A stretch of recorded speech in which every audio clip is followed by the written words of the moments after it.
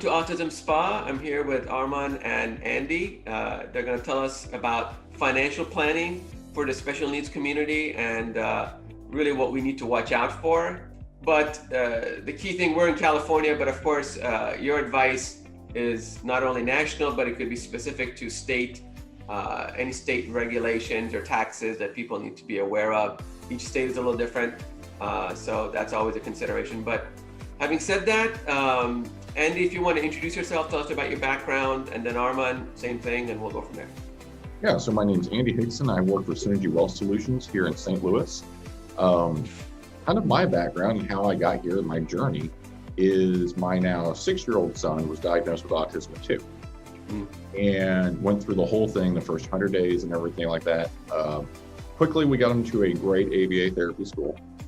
And, my wife handled all that. She shopped around. She found the best place. Great fit. He's been there forever. They actually call him King James. And kind of reflecting, going back, I started realizing we were making every type of financial mistake there was. And it wasn't a mistake. So much wasn't taken advantage of, using the most of our knowledge. And how did you craft that? Well, being there myself, I realized there's so much information that comes and overwhelms you that, we may not be able to do that. Armand and I work in the financial industry every single day. This is what we do. I'm not a therapist. I'm a dad. The therapist will know what to do, but when my son comes home, I'm still just the fun dad who, we wrestle, we tickle, stuff like that. But going through, I realized we weren't taking advantage of like HSAs, ABLE accounts, stuff like that. And so I started crafting this a little bit more. And then the long-term aspect of financial planning for, special needs kids is there's various stages. Our stage with a young family. The middle stage, when your son is still dependent and an adult. And then kind of the ultimate stage is father time still undefeated, 100%. You might be able to craft the best special needs trust there is, but that's just an empty shoebox. How do you manage that? How do you fill that? How do you make sure that when you're gone, you can still protect your child? And there's just little different ways that you have to do. I mean, it's still the same as, planning for my other son who's typical.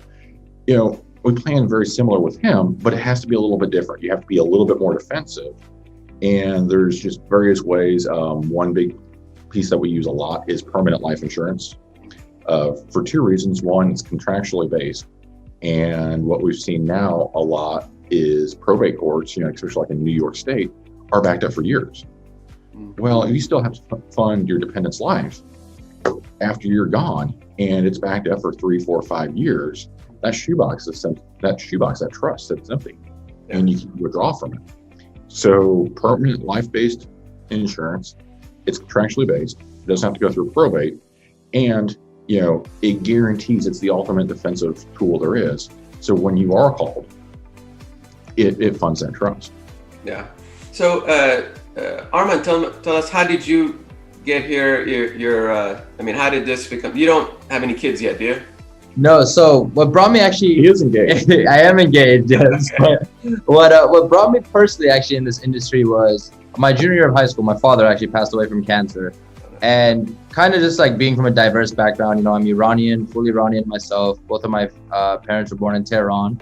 Growing up, I understood the stubbornness and just kind of how Iranians react when it comes to talking about financial or personal information, and quite honestly, they like relating with people who remind themselves of themselves. Sure. And I knew being Iranian in this field, I would be able to have these conversations better with my family, my close friends growing up. So when my father passed away, it hit personally that, he didn't have any of this in place because just kind of his comfort level of not being able to talk to anyone, planning for after he's gone for me, my sister, my stepmom. Yeah. And then how I bonded with Andy through it is actually, I have a lot of special needs in my family. I actually have cousins with autism and Down syndrome. So that's kind of how we grew our partnership together. And we work with a very diverse background. Me being diverse, I base a lot of my business and clientele around other Iranians. Sure. And it's been cool seeing Andy interact with all my family and my friends as well. And then when it comes to the special needs, I know that's more of where Andy is better explaining than me and better, just kind of better educated than me. So sure. I try and take kind of his advice, relay it back to my family who has special needs children as well. And actually, kind of how we started working together. It's his first day. He couldn't tie a tie. So for pictures, I literally had to tie his tie for him. That's okay. Don't feel bad. Don't feel bad. But like I said, I think special needs autism and all the intellectual disabilities are difficult enough. When you add to it cultural issues, like you mentioned, double, whammy, and what you described about your father, and a lot of dads from that generation are not big into financial planning. And if they are, they do it in the old school way, which does not really integrate at all with American financial systems or the insurance things that you mentioned, Andy, and all the precautions that a smart person should take, whether they have special needs kids or not. We just don't do that kind of planning. It's just not done. So I'm glad you're doing it. I wish you great success. I think the community needs a lot more folks like you, because so often when that older generation passes away, kids and everyone's left to fend for themselves, probate, God knows what else, all kinds of financial difficulties. So going back to you, Andy, like you said, there's 3 stages, as I imagine, being I guess, I don't know if I'm the middle stage. My son's 13. My other son's typical at 12. I'm definitely, not a newbie anymore. I'm almost a veteran, been through it all, but I'm still learning. So at whatever stage, let's say you start with that early stage, you just realize that your son or your child is special needs. Most people naturally don't think of financial planning right then, right? Depending on how old they are. Like if they're a young family, just young people don't think about financial planning in general, retirement, right? So what is the simplest thing that a special needs parent can do as in the first 5 years of life? And then we'll move to the next stage. Well, honestly, the simplest thing is just sit down and meet with somebody. Yeah. And it's really the first step. It's the simplest step. We really preach the kind of 2 paths approach. So the first path is financial improvement, where you'd sit there and maybe need a little bit more life insurance. What about all those 401ks that you have? People jump jobs a lot more. What do we have for the very basic financial needs that you do? Let's start working with that. And then the second step is actual fee-based financial planning. And that's where we would take everything in your financial junk drawer, put it all together, create a living, breathing document. And depending on the extent, actually, we actually work with Sanford Phoenix, who specializes in wills trust and special needs trust. We'd craft that, special needs trust. We'd fund it. We'd make sure everything was going well, and a lot of people have, that old 401k, a Roth, life insurance, businesses. Rental properties in various states, and you can combine all that together, and it updates, I think, every day, if not every week, and you can sit there and go through it, and it's a really pretty incredible living, breathing thing. And when you go through that, it almost automates all your financials. Right. So meeting with someone first, one of the, I don't know, it seems odd, but people always, I think, wonder, how do you get to a financial planner? Like through work, sometimes a lot of jobs offer financial planning as like a job perk, right? Whether you have that or not, how would someone get to a financial? Do you have to pay as a consultant? How does the relationship work? No. So the most important thing to remember when you're meeting with a financial planner is it's about you. And you want to go and get your proper financial team together, your lawyer, your accountant, your financial planner, and they're everywhere. And the most important thing is, not only for special needs financial plan, but just planning in general, is you want to meet with somebody you're comfortable with. That we have something like 84 advisors in this office alone. A lot of them, all of them are my friends, but when I do joint partner work, I work with different people depending on the personality. I mean, if someone's real high energy, high pace, you may want an advisor who's high energy, high pace, or you may want one who's very cool, calm, and laid back. Some people like the very, keep it simple. Other people love to get deep in the weeds. So when you meet with a financial planner, regardless of what it is, you want to walk out of there feeling good about yourself, feeling comfortable about yourself, because, especially in our cases, this could be relationships that last for 40 years or 50 years in Arman's career. Sure. And I think you mentioned accountant, lawyers, I think most people process in their head, okay, I know why I need an accountant. I got to do my taxes. I know why I need a lawyer. Something happened. I need a lawyer. There's transaction involved. But of course, financial planning should be in the middle of all that because it's all interrelated. But if they don't have access through work, like I have access through, a financial planner is available to me, pick up the phone, they just talk to me, it's free, it's part of my compensation package, I guess I can say. But if they don't have that, they can just come to your office and they can pick whoever they want, but do you charge hourly? How does it work? No, so when we meet with somebody, we do go to the two paths. We sit just like we're doing. Yeah. We have what we call a fact find. Sure. When we go down, and it's about 6 pages. And the first question we always lead off with is, what do you want to accomplish? What questions do you have? Sure. And we go from there because we're not mind readers. I mean, we never want to be, when someone walks in, we already know what canned package they're going to give. Sure. That some people have, somebody walks in and goes, I have this $10,000 $10,000 life policy that I need to make a claim on for my mom who just passed away. Well, if you walk in and don't ask, what do you want to accomplish? All you'll do is be very transactional. Yeah. And we're very holistic. You have to see the complete picture. You have to be comfortable. And then jumping back into the special needs realm, we're dealing with a more vulnerable society. Yeah. I mean, my son's nonverbal. I want to have extreme trust with everybody who's going to be dealing with him in his life. Yeah. And knowing that, what happens, I've suffered 2 personal family losses within the past 3 weeks. Yeah. You never know what the future might hold. So, I hope to live a long, prosperous life, yeah. But you never know. And then the next generation, I have to make sure he's as well taken care of as possible. And I want to make sure, he's with trusting, loving people. Yeah.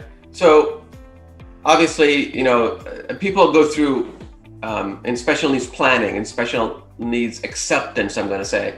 People go through a period of mourning. I want to say there's some adjustment period to realizing your child has special needs and how severe it is and whether they're making progress. All those early years I remember well. It's still tough, but like I said, I got a lot of gray hairs now. I'm a lot more used to it. A lot of parents are like that. They get used to it, and then they start turning their focus into how can I be constructive? How can I get over this?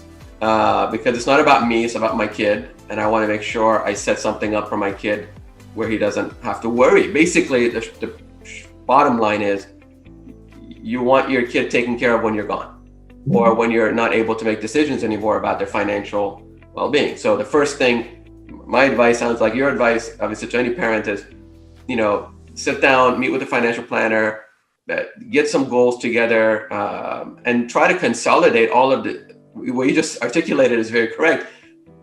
Most people's assets are all scattered to the wind. You got one 401k there, you got a little retirement there, you got something hidden under the mattress there, you got money and property and God knows what benefits. It's all scattered. And the first thing sounds like you can do is help them consolidate their assets based on their goals. Let's say if it's special needs, again, I'm just oversimplifying. People just want to make sure that their kid is taken care of when they're gone. But what does that mean? Does that mean they live in the house that you're living in? Does that mean they go to a condo or apartment or a home? Most people's idea of that, what we're talking about, is Rain Man. Not everybody can leave a $3 million trust and live in a mansion and have, as an adult, in their 50s, 60s, right? So I imagine you work with people to help them set those goals, which may mean they may have to make different decisions today so they can reach those goals for their kid when they're gone in 20, 30 years, right? That's how you align the activities of the client to their ultimate expected outcome when they're gone, right? A lot of times we say, why would I need you when I have an accountant type thing? Yeah. And we always go, accountants tell you what happened last year. Yeah. We're to help plan from today on. And, and talk about, the Rain Man scenario where, we're leaving a $3 million trust. What we do is we legacy plan. Yeah. Rules, regulations, different vehicles we can use. You can legitimately leave a $3 million trust in today's money to people. And, you don't have to put away hundreds of thousands of dollars a year type thing. It's little changes and taking advantages of, I was speaking with a guy one time and he goes, I have no money to save. He's an autism dad. And I go, have you taken full advantage of your HSA? He goes, no, I haven't. Tell us more about HSA a little bit. I'm sorry. Just tell us a little bit more. So an HSA is a health savings account. Mm-hmm. And what it is, if you have a high deductible, which is $7,200 a year or more, you can put that money back in a special savings account. It grows. You can invest in different ways. And it comes out much like your 401k before taxes. So you're getting a tax advantage on $7,200 per year. And the wonderful thing about that is, if you have, it's for all families. You don't have to use it solely for your special needs family. The other day I bought contacts, I swiped my card through. So that's just a tax deduction of $7,200, which, if you're in the 25% tax bracket, that's a couple dollars here and there that you can reposition. An ABLE account, it's also something you can put back, and depending on the state laws, you may have to pay income tax on it. And you can bank that typically up to about $100,000, and it doesn't affect SSI, Medicaid, Medicare. I see. So it's steps like that, where if you start organizing things and getting some things locked in early on, either as a percentage of your salary or just a base dollar amount, that, if you get something locked in the base dollar amount, a dollar was a lot more in someone's life in 1900 than it is in 2021. Right. And if you lock something in percentage base, knowing I'm always going to put 2, 3, 4, 5% of my salary, my household income into it, as hopefully your income grows, the amount you take out remains the same. And if it's locked in a dollar amount, it actually decreases. Right. So we talked about some programs, some products. Early, it sounds like anything else, early intervention is always better in anything in life, right? And financial planning is no different. And so, I think, I'm just hypothesizing that sometimes people dumb it down and they say, well, look, I'm just going to get life insurance and whatever, $100 a month or $200 a month, that's like the easiest thing most people can understand, right? Depending on your health and how much you get, and they think, okay, I'm just going to leave them a lump of money at the end. That's my financial planning. That's as much as you can expect from me. Is that prudent? Is that enough? Do you find that as the only solution or a supplement to all these other things? There's supplemental things also. So, truly, permanent life insurance that builds cash is the best thing for that. Now you have to have other investments and everything, but as you're going through this, you have to remember, you need to protect your child, but then also protect yourself.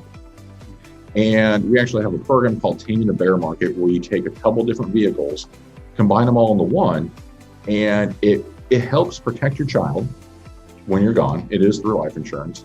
It helps you retire with a higher, more stable account. And then there's other vehicles that we have, like long-term care.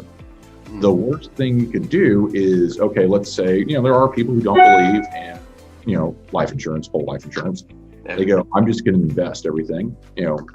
Hey, that's great. That's one way to do it. But then, if you wind up, in some type, a home or something, you have a stroke, you have Alzheimer's, 2 or 3, 4 years, in some type of assisted living at $4,800 a month eats away at your nest egg. And so it's how you can plan. And once you get your defense in, if you get a good, solid, strong defense, what you can do on the other side, the offensive side, the investments, you can actually be a lot more aggressive. You can, I'm a football fan. You can actually throw the ball down the field. You can just open things up. You have chances where, I want to say, you can be a little bit more risky. Right. So early intervention, consolidate, think about supplementing, think about how you can really move your financial portfolio towards your goals. Anything else? Any other kind of must-haves that people need to think about, other than, of course, coming and talking with a financial planner? There actually is, and this has nothing to do with financial planning. Yeah. One of the most important things, and one of our special needs attorneys is a really good friend of mine. We're the same age. We've gone through we had kids about the same time. We got married within about 2 weeks of each other. And we can speak very candidly to each other. We're the type of people who, can almost get in a fist fight, one day, and then we're playing golf the next, and we're fine. But we've spoken very candidly, and we've bounced things off of each other. And one thing we always try and do when we work together on a plan is a daily activity sheet. And it's the most basic thing, but nobody ever thinks about it. And the example I always use is my 6-year-old. When he goes to the bathroom, any autism dad knows, potty training's a big deal. Yeah, sure. Once you get that done, you want to keep it that way. But his routine is he has a yellow tablet. He has to have his yellow tablet. He goes to the bathroom, and then when he's done, he's rewarded with an Oreo. Yeah. Well, if he doesn't have those exact things, some pun intended, he's going to lose his food. Yeah, sure. And my brother and his wife, who's a doctor, if something was to happen to me and my wife, they would take over. And without that daily sheet of knowing what James has to do, they would have no idea. Two very smart, confident, loving people would be left in the dark, and they'd have to rely on my 7-year-old communicating why his brother is having a fit. Yeah. So no, that's important. That's I would say kids don't come with an instruction book. Special needs kids especially don't come with an instruction book. So a daily activity chart helps kind of, I think it just chips away. It's like eating an elephant, right? One bite at a time. It helps make the very large task ahead of you, which I can speak from experience, it's overwhelming. It is overwhelming to be faced with all the different challenges you got to deal with as a special needs dad. On top of the care, the life safety care, food of your child. It's just, I think most people don't think about financial planning. But let me ask you this: does financial planners don't set up trust? That's lawyers do that. Correct. Yes. Right. But of course, you work within those frameworks. Obviously, to help your client make sure they have a well-rounded portfolio of protection. Supplemented by everything you can think of, so you can increase the chances of them meeting their goals, God forbid, when they're not able to make those decisions, that their child is taken care of. And what can I say? That's the number one fear of any special needs dad or parent, right? It's what happens to my kid when I'm gone. That's nothing keeps you up more than that one single fact, right? So I think you're in a very important line of work. Often, frankly, underappreciated because people see the transactional nature of lawyers and accountants, but financial planners are really what I think fits the whole picture together. Otherwise, you would have giant gaps in, like you say, last year's tax return or some deed or some trust, but then how is it going to actually be implemented? And the financial planners can help you implement that long-term plan you have for your kid. Let me switch to Arman a little bit. Arman, we talked a little bit about the culture shock and cultural transition. Iranian Americans, really any minority community that's adjusting. Financial planning is done in a very, very old-fashioned way. Here I'm going to write you a check, or I'm going to make this home in your name. That's the extent of financial planning for a lot of folks from us back east. Right. People from back east. So what has been your experience in talking with your, Iranian Americans, other maybe minorities, about how to bring them, I want to say, into the 2020s, how to bring them into the modern era in a financial perspective? Right. Well, the biggest key for me is connecting with them on a personal level. Like I said at the very beginning, people enjoy working with other people who remind them of themselves. When they know they have another Iranian American who's, fluent in both Iranian and English, they feel comfortable. They will open up to you more. And when I share the story of why I got into this, they will say, okay, he's in it for the best of me. He's in it for the good part. He's not going to be as they would say, a sneezy salesman. He's not going to try and sell me anything. He's truly in it for my own benefit. So when you gain that trust, it really just opens up their whole kind of like Andy referenced a playbook. They're willing to give you their personal information, share personal information with you that they might have not even told other people, but they know that you have the backing with them. And when you sit down and meet with them and you gain that trust, it really just expands everything. You know, people, they're willing to put themselves out there and listen to you and listen to advice and recommendations. And one thing I've learned from the cultural difference is Iranians are very more stubborn when it comes to finances and personal information. That's just how it is. Sure. You know, I like to think of an example as when I work with American clients, they're always, what's for the best interest of my family? What can I do to make sure my son is taken care of? Special needs or not, my family taken care of.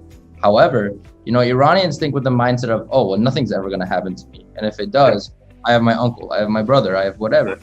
You know, and I'm not saying it's necessarily the wrong, but they just don't know. You don't know what you don't know, and they just don't know what else is out there. Yeah. No, I think you're right. I think you can say that almost about any old world culture that's transitioned to this country and learned to adjust. I think you guys are, you know, of course, the moniker may say financial planning, but you're in the life-changing business. You know, you're in helping people change their lives to the correct trajectory so they get to where they want to go. Because it sounds like if they haven't done any financial planning, they could be on a different trajectory, and they may have envisioned something in their head, but it's not the way life works. And when you're challenged with special needs kids, you have to get ahead of life. You know, you just can't wait until it happens to you and then you say, oh, I wish I would have done this, you know. So this has been great. I learned a lot. Thank you so much. I'm going to have your info on the opening of the video and your contact info. So I think we've learned a lot, and I really encourage people to reach out to you and make their own decisions about financial planning and really help their special needs kids have the best chance for success and maybe even sleep a little bit better at night. And it's funny you bring that up. So what we always bring up in every meeting is with the financial stress, if we can take that stress off your plate, that's more energy you can put, you know, quite frankly, back into yourself or back towards your family. And that's our goal, is to take that stress off your plate. Right. I like it. Less stress. I can use all of it. Thanks, guys. Thank you. All right. Thank you.